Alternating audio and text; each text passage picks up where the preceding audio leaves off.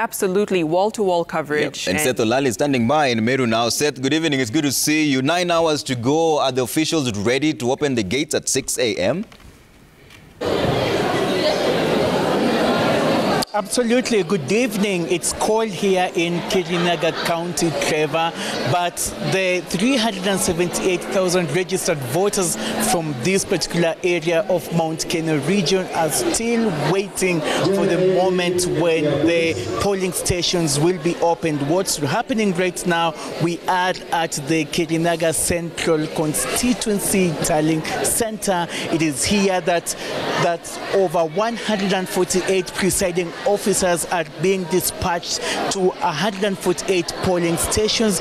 This is just one constituency. Remember, there are 4 in this particular county. We have Mwea, we have Gishugu and Deya as well. But the moment, some of the highlights to look out for on the voting day will be Gishugu constituency, because it is there that the former member of parliament, who's now the Azimio la Umoja deputy presidential candidate Martha Karua, will be casting a vote at the Mugumo Primary School.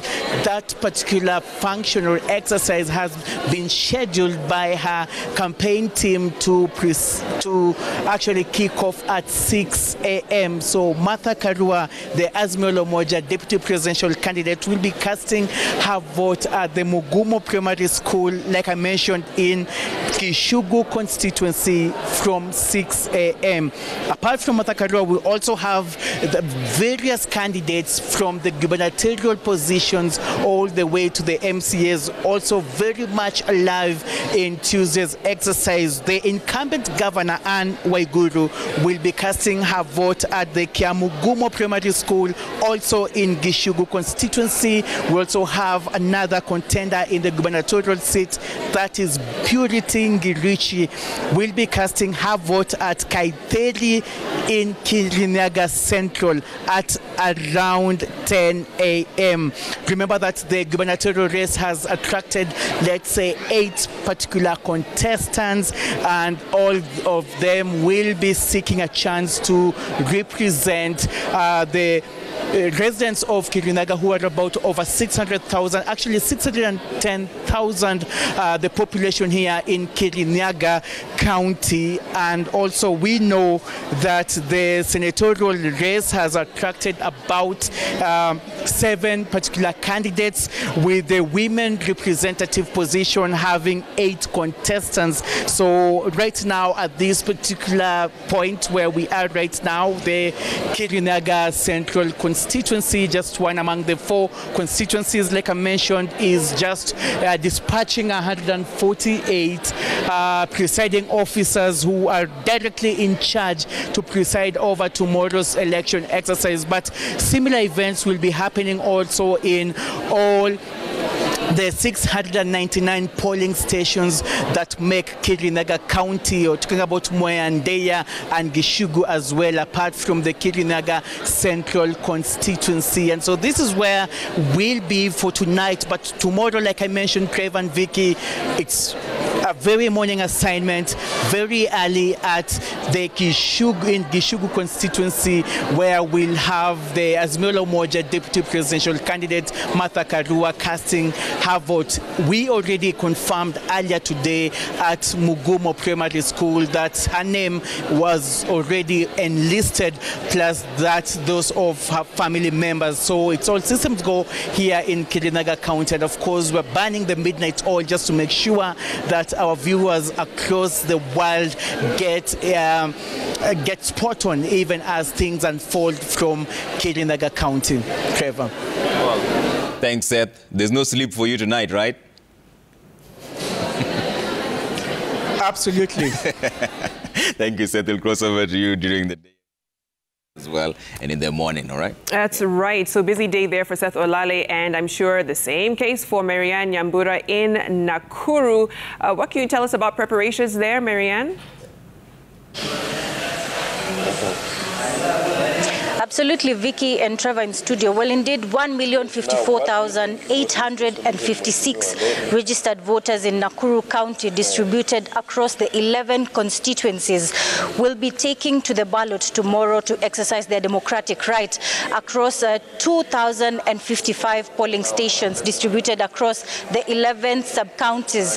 Now, of course, we are at the county tallying center, the Nakuru County tallying center, where all action will take place tomorrow in terms of the 3 particular county seats. That is the member of women representative seat, as well as the senatorial and gubernatorial seats. So we will be here just to see all that action packed in terms of these particular 3 seats. But at the moment, of course, distribution of the different polling materials, including the KIMS kit, as long as the ballot papers, the ballot boxes, began in earnest in the course of the day. And this evening, I'll be speaking to the returning officer, Dr. Joseph Mele, just to give us more details into what exactly happened in the course of the day, and maybe if the IEBC is prepared, perhaps maybe just tell us, are you really prepared? We're seeing that there are those IEBC officials dotting a few I's, crossing a few T's before the election day. How is the situation looking like for you? Basically, the situation is all systems go. I've persistently said this, that we are set in every constituency, and that every polling station, as we speak, all the presiding officers and election officials are on the ground. Okay. We are receiving communication. There is 1, 2, 3 incidences, such as the muddy roads in Kuresoi South, but then the POs are still on their way. Okay. And we are waiting until all of them reach in the respective polling stations. Mm-hmm. Yeah. Perhaps, are there any election malpractices that have been witnessed across Nakuru County? There is none. So far, none. We are aware that every stakeholder in this election has been educated. Okay. We've taken them through the Election Offences Act and the penalties thereof, such that we don't anticipate anybody.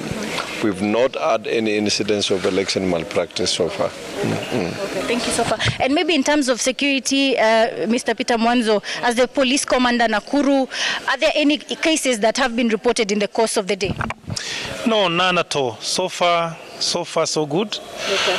And just like the coordinators just said, is all system go. Mm-hmm. We really firm on the ground, and this time round, we are set. We are set. It's for the public to come and do what they're supposed to do tomorrow, that is to vote. Okay. Security is provided very well for all the centers, polling stations, and also the tallying centers. Okay. Also, security for the general population has been seriously well taken care of. Okay. So far, so good, and we thank God for that. Okay, thank you. Thank you. Well, indeed, Vicky and Trevor in studio, that is the situation here. Remember, Nakuru is one of the counties out of the 7. 7 counties, including Nakuru, out of the 14 in the Rift Valley region that have been declared or mapped as hotspots. But at the moment, what we hear is that it's all systems go. No security lapses that have been reported here. As you can see right behind me, IEBC officials are dotting a few I's, crossing a few T's before the D-Day, which is tomorrow. So polls will open as early as 6 a.m. It's up to the 1,054,856 registered voters in Nakuru County to turn up across the 2,055 polling stations and exercise their democratic right. All right. Thank you so much, Marianne Nyambura, giving us the situation security-wise and election-wise.